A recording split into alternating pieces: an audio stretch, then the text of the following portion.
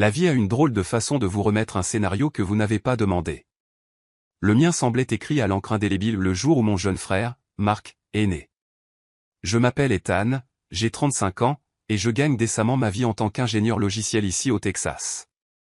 C'est une vie que j'ai construite moi-même, pièce par pièce, par un effort acharné. Mais, selon ma famille, cela signifie simplement que je suis celui qui devrait avoir plus à donner surtout à Marc. Marc est l'enfant chéri. Il l'a toujours été. 3 ans plus jeune que moi, beau, charmant, et absolument convaincu que le monde et nos parents lui doivent une vie. En grandissant, ce n'était jamais subtil. Mon 10e anniversaire, j'ai eu un vélo d'un grand magasin. Le 10e anniversaire de Marc, un BMX sur mesure qui a probablement coûté plus cher que le paiement de la voiture de mon père. Noël était un défilé des derniers gadgets et des dernières tendances pour Marc, tandis que mes cadeaux étaient toujours pratiques, un nouvel ensemble d'encyclopédies, des chaussettes, des chèques cadeaux pour les librairies.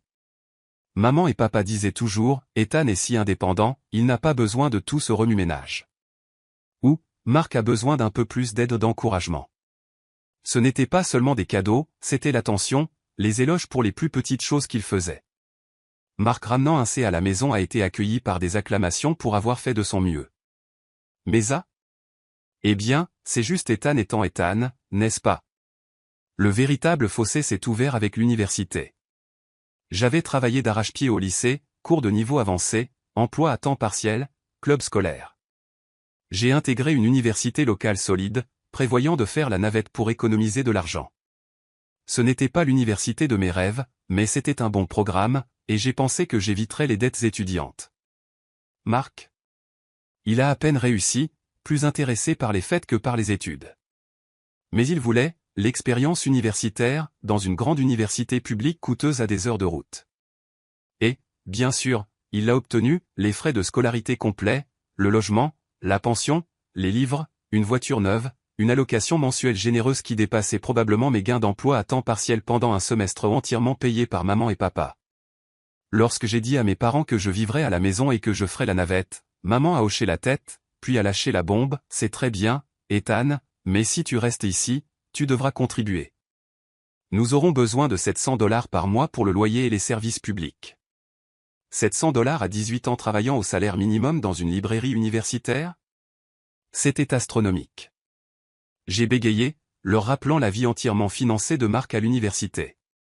Maman m'a simplement adressé ce petit sourire serré, Marc avait besoin de ce soutien pour s'épanouir. Tu es différent. Tu es capable. Tu dois apprendre la responsabilité. Papa a simplement acquiescé. Ils ont présenté mon indépendance comme une raison de me charger, tandis que la dépendance de Marc était une raison de le combler de soutien. Alors je l'ai fait. J'ai travaillé presque à plein temps tout en suivant un programme complet de cours, j'ai sauté des repas, j'ai acheté les ramen instantanés les moins chers, j'ai hanté la bibliothèque pour les manuels scolaires où je les ai achetés en mauvais état en ligne. Chaque mois, ces $700 disparaissaient dans le compte bancaire de mes parents, un rappel constant de l'échelle inégale. Pendant ce temps, Marc se plaignait de ses meubles de dortoir lors d'appels téléphoniques que j'ai entendus, recevant de l'argent de week-end transféré par maman chaque fois qu'il manquait un peu d'argent. Nous ne voulons pas qu'il s'inquiète, je l'ai entendu dire une fois. Pourquoi mes inquiétudes étaient-elles sans importance?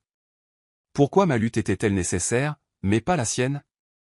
Après l'obtention de mon diplôme, j'ai fini avec les félicitations du jury, soit dit en passant. Dans un programme d'ingénierie difficile, Marc a obtenu son diplôme avec une vague licence SR et une moyenne de 2 et quelques.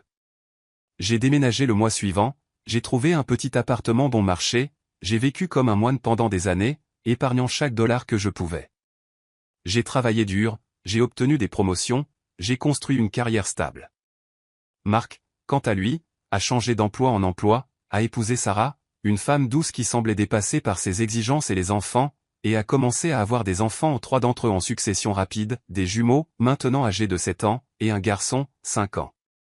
Et les renflouements parentaux pour Marc et sa famille ont augmenté, des voitures neuves lorsque la sienne est tombée en panne ou a été saisie, je soupçonne que les paiements de loyer étaient couverts, des factures payées, même le financement d'idées commerciales à moitié cuites qui n'ont mené nulle part. Marc et Sarah semblaient s'y attendre, et maman et papa continuaient à signer des chèques, apparemment aveugles au fait qu'ils encourageaient l'irresponsabilité. Je suis resté à distance, j'ai rendu visite pour les vacances, mais j'ai partagé de moins en moins ma propre vie. Il ne s'en soucierait de toute façon pas. Mes succès ont été accueillis par un signe de tête superficiel, rapidement suivi d'une mise à jour sur le dernier défi de Marc ou les étapes importantes des enfants. Mon indépendance, autrefois un prétexte commode pour me refuser de l'aide, semblait maintenant être une déception silencieuse, comme si je ne fournissais pas le bon type de soutien, c'est-à-dire financier, à Marc. Après des années d'épargne et de location d'une boîte à chaussures, j'ai finalement atteint un point où je pouvais acheter une maison à un endroit à moi, un sanctuaire. Cela semblait être le point culminant de toutes ces années de difficultés, de paiement d'un loyer absurde à mes parents, de regarder Marc recevoir tout ce qui lui était donné. Ce serait à moi. Et je savais avec une certitude absolue que je ne pouvais pas le dire à ma famille pas avant que ce soit fait. Leur dire transformerait cela en un cirque, déplaçant immédiatement l'attention de ma réussite à la façon dont cela pourrait bénéficier à Marc et à sa famille. Je voulais que cette chose, cette énorme étape, soit purement et égoïstement mienne. J'ai donc commencé à chercher tranquillement, j'ai passé des soirées à faire défiler Zio, des week-ends à des portes ouvertes seul. Je n'ai rien dit à maman, papa, Marc ou Sarah. La seule personne qui le savait était mon ami, David. David comprend. Il avait vu cette dynamique familiale de l'extérieur pendant des années et était mon confident silencieux. Garde ça discret, mec, m'avait-il conseillé. Tu sais comment ils sont. Mon plan de secret total a fonctionné pendant quelques semaines glorieuses. Puis le désastre a frappé. J'ai mentionné la recherche d'une maison en passant à une collègue, Linda, que je pensais simplement amicale mais qui s'est avérée être une commère de première classe avec un don incroyable pour trouver des liens. Il s'avère que la cousine de Linda est la meilleure amie de Sarah. L'autoroute de l'information était déconcertante d'efficacité. Les appels et les textos ont commencé le lendemain. Maman, excessivement douce et inquisitrice, Ethan, chérie, pourquoi ne nous as-tu pas dit que tu cherchais une maison? C'est merveilleux. Je joue les innocents, oh, juste en train de regarder en passant, maman. Rien de sérieux. Cela a duré environ 30 secondes. Eh bien, Marc, Sarah et moi venons juste d'en parler, et nous avons tellement de bonnes idées. Tu auras besoin de quelque chose de grand, bien sûr au moins 5 chambres pour les enfants, tu sais, et une chambre d'amis pour nous. J'étais sans voix. Ma recherche de maison était instantanément devenue un projet de groupe, centré entièrement sur leurs besoins. Maman, je n'ai pas d'enfant. Je cherche un endroit pour moi. Elle a balayé cela d'un revers de la main, oui, mais la famille est importante. Tu auras besoin d'espace pour que la famille de Marc vienne, pour que les enfants jouent, pour que nous puissions passer la nuit. Marc a pris la parole, ajoutant son grain de sel sur le besoin d'une immense cour et peut-être d'un garage à 3 voitures pour ses projets. Sarah a gazouillé en disant qu'elle voulait une piscine. Cet appel n'était que le début. Pendant les 2 semaines suivantes, mon téléphone est devenu une machine à notifications incessantes, textos, emails, liens vers des maisons ou des manoirs, franchement en 5 chambres, 6 chambres, sous-sol fini, grand terrain, piscine, garage détaché. Chaque message mettait en évidence des caractéristiques spécifiquement pour Marc, Sarah ou les enfants. Ethan, celui de la rue Maple a un sous-sol fini, Marc pourrait avoir son propre espace. Regarde la cour de celui-ci au parfait pour que les enfants puissent courir. Cette annonce n'est qu'à 10 minutes de chez nous, nous pourrions rendre visite aux enfants tout le temps. Il n'essayait même pas de cacher que ce n'était pas à propos de moi. C'était épuisant, exaspérant et franchement bizarre. J'ai d'abord essayé de repousser gentiment, j'ai répondu à certains, en répétant « c'est trop grand pour moi » ou « je cherche dans une zone différente ». Ma logique a été accueillie par des commentaires dédaigneux comme « ne sois pas stupide, Ethan. Tu as besoin d'espace pour ta famille. » Ou « tu peux te le permettre si tu gères bien ton argent. » L'ironie ne m'a pas échappé. C'était comme parler à un mur. Finalement, j'ai décidé d'arrêter de m'engager. J'ai coupé leurs conversations de groupe, j'ai ignoré leurs appels et leurs textos concernant les maisons. Je ne leur donnerai pas la satisfaction de me disputer. J'ai continué à chercher seul, en silence. J'ai passé mes soirées en ligne, mes week-ends à conduire dans des banlieues tranquilles ou de petites villes en dehors de leurs rayons préférés, à regarder des maisons modestes à 2 chambres, des maisons à rénover ou tout ce qui ressemblait à une maison réaliste et réalisable pour une personne. Cela semblait défiant, libérateur. Vers la même époque, j'ai eu un appel avec ma tante Carole, un appel qui était attendu depuis longtemps. C'est la sœur de papa, aussi acérée qu'une aiguille, et elle a toujours semblé voir la dynamique familiale pour ce qu'elle était, même si elle n'interférait pas toujours directement. J'ai vaguement mentionné la pression que je subissais concernant la recherche d'une maison. Tante Carole, ah, oui. J'avais le sentiment qu'ils essaieraient quelque chose comme ça. Elle a ensuite lâché une bombe, Ethan, tes parents, ils ne vont pas bien financièrement. Les problèmes de Marc au fil des ans, les renflouements, ils ont épuisé leurs économies ou peut-être plus que ça. Ils sont très stressés. Cela a fait tilt. Il ne s'agissait pas seulement de trouver une maison plus grande à Marc, il s'agissait de me transférer un fardeau financier important qui les écrasait. Ils ne se contentaient pas de soutenir Marc, ils détruisaient leur propre avenir en le faisant, et maintenant ils s'attendaient à ce que leur fils négligé intervienne et corrige les conséquences de leur favoritisme envers l'enfant chéri. Tante Carole n'a pas excusé leur comportement, mais ses paroles m'ont donné une compréhension froide et dure de leur désespoir. Elle m'a conseillé d'être prudent, de me protéger, car ils n'arrêteraient pas de pousser. Armé de cette connaissance, j'ai poursuivi ma recherche silencieuse avec une détermination renouvelée. J'avais plus que jamais besoin de mon propre espace, de ma propre stabilité. Je l'ai trouvé environ une semaine plus tard, un petit chalet à 2 chambres dans une ville tranquille à environ 40 minutes de mes parents et de Marc.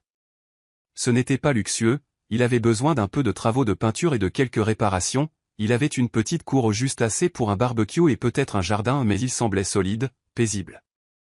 Dès que j'y suis entré, j'ai su que c'était ça, ma maison. J'ai fait une offre le lendemain. La négociation a été tendue, mais elle a été acceptée. Le processus de clôture a été un flou de paperasse, gardé totalement secret de ma famille. Le jour où j'ai eu les clés, debout seul dans le salon vide, j'ai ressenti une vague accablante de soulagement, de fierté et de défi. Je l'avais fait, entièrement à mes propres conditions. Pendant les quelques semaines suivantes, je les ai laissés continuer à envoyer des annonces, j'ai ignoré les appels, je les ai laissés construire leur fantasme du manoir que j'étais censé acheter pour la famille. Je savais qu'un dîner de famille obligatoire allait arriver, maman l'avait mentionné il y a des semaines, avait insisté pour que tout le monde soit là. Je savais que c'était l'embuscade prévue où ils allaient me coincer et exiger que je m'engage dans l'une de leurs propriétés choisies. David m'a conseillé de ne pas y aller, mais j'ai décidé que j'irais. Je ne me cacherai pas. J'irai avec mes clés dans ma poche et je lâcherai ma propre bombe. J'ai répété mon discours dans ma tête. Je savais ce que je dirais, et je savais exactement quelle serait leur réaction. Samedi soir, je suis arrivé chez mes parents à l'heure, je suis entré dans le chaos habituel, des enfants qui criaient, Marc allongé sur le canapé en regardant la télévision, Sarah ayant l'air fatiguée, maman affairée dans la cuisine, papa planant. Maman m'a adressé un salut superficiel, déjà distraite.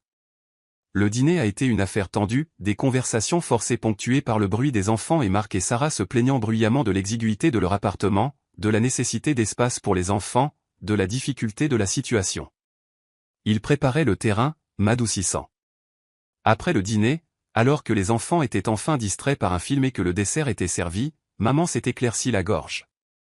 Alors, le moment est venu, a-t-elle affiché son sourire le plus éclatant et le plus artificiel. Ethan, a-t-elle annoncé à table, sa voix ruisselant d'anticipation, nous sommes tellement excités. Nous pensons avoir trouvé la maison parfaite pour toi. Marc et Sarah ont immédiatement ajouté leur grain de sel, les yeux brillants de ce qui ressemblait étrangement à une excitation gourmande. C'est incroyable, Ethan. 5 chambres, immense jardin, quartier parfait. Marc a ajouté, oui, et le garage est immense. Je pourrais enfin lancer ce projet de voiture classique. Maman a sorti quelques imprimés brillants. Regarde, vois-tu? Il y a une aire de jeu parfaite en bas et une jolie chambre d'amis pour nous. Ce n'est qu'à 15 minutes de chez Marc et Sarah, donc les enfants seront proches.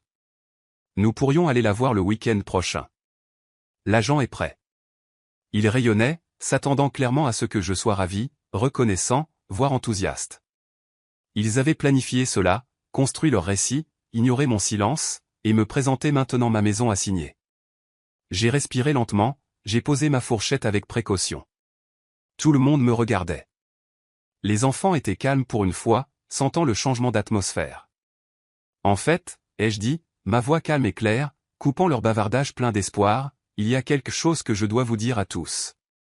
Leurs sourires ont légèrement faibli, remplacés par la curiosité. J'ai déjà acheté une maison. La pièce est tombée dans un silence de mort. L'air était lourd. Leurs visages sont devenus blancs pendant une seconde, en train de traiter, puis la confusion, l'incrédulité, et enfin la colère a commencé à poindre. La voix de maman était aiguë, incrédule. Quoi? Qu'est-ce que tu veux dire par tu as déjà acheté une maison? Ça, quoi? J'ai dit, maman, j'ai acheté une maison. Je l'ai regardé droit dans les yeux. Je l'ai acheté il y a 2 semaines. Marc a bégayé, mais tu étais juste en train de chercher. Tu ne nous l'as pas dit. Je sais. Ai-je dit. Ce fut un processus discret. Sarah s'est penchée en avant, la mâchoire serrée. Eh bien, quel genre de maison est-ce? Celle de la rue Oac? La grande avec la piscine? Non, ai-je dit. Ce n'est pas ça. J'ai fait une pause, laissant l'anticipation monter. C'est un petit chalet à 2 chambres à environ 40 minutes. C'est exactement ce que je cherchais, et c'est à moi. Pendant une seconde, juste un éclair, j'ai vu le choc, peut-être même une pointe de confusion, avant que la colère n'explose. Un chalet, s'est exclamé Marc, sa voix aiguë d'incrédulité et d'indignation. Comment sommes-nous censés nous y intégrer? C'était ça. Cette seule question, criée à travers la table du dîner, résumait parfaitement leur point de vue sur la situation. Ma maison n'était pas à moi, c'était une ressource à laquelle ils avaient droit, un endroit où ils devaient s'intégrer.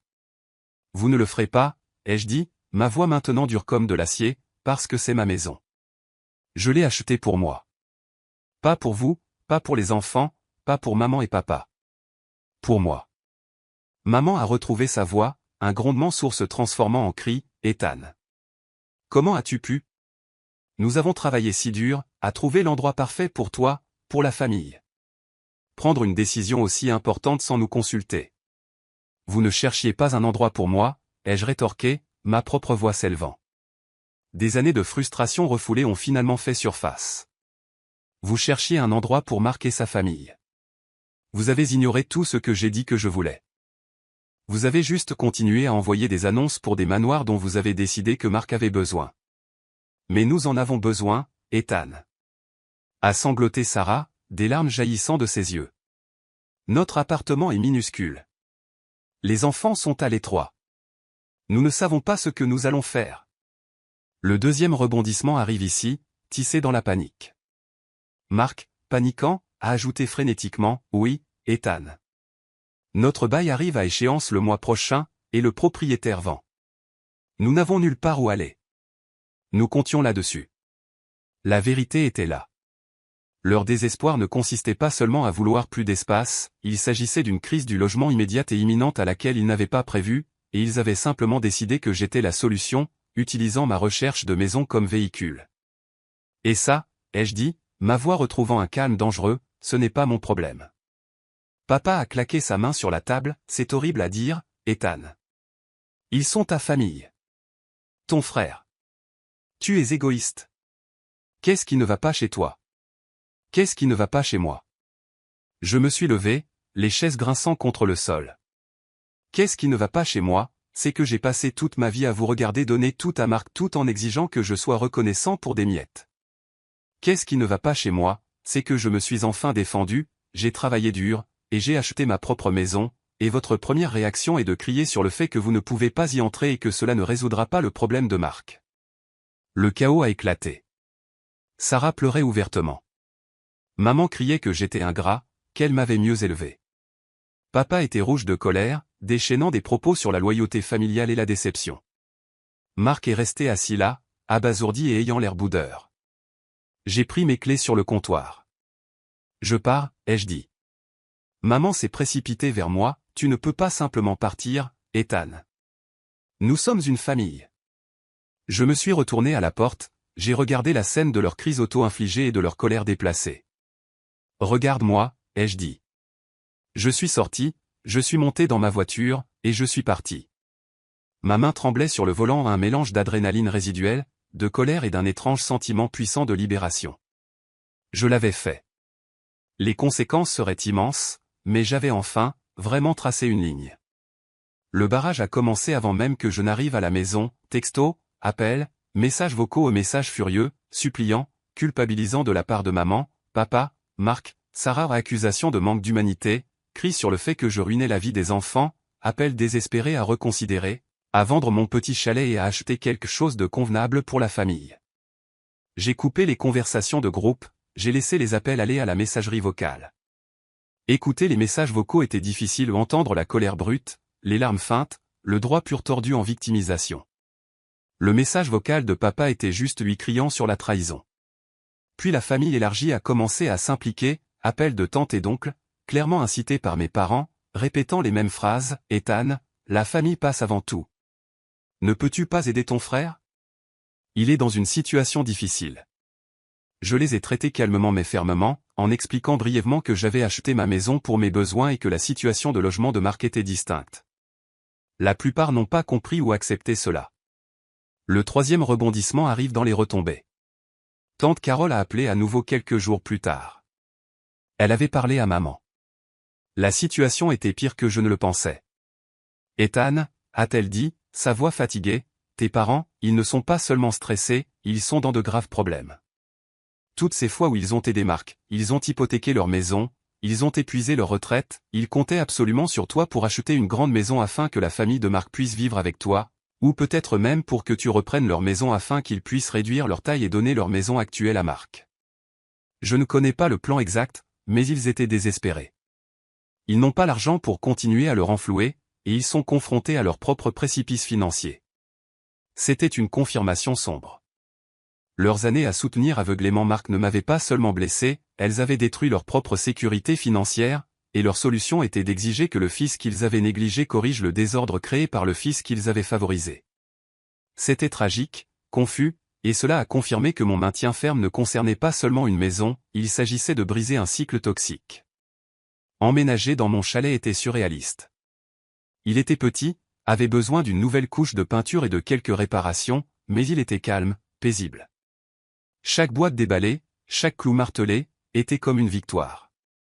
Cet espace était le mien, aucune condition, aucune attente cachée, aucune exigence de faire de la place pour la vie de quelqu'un d'autre. La famille est maintenant silencieuse.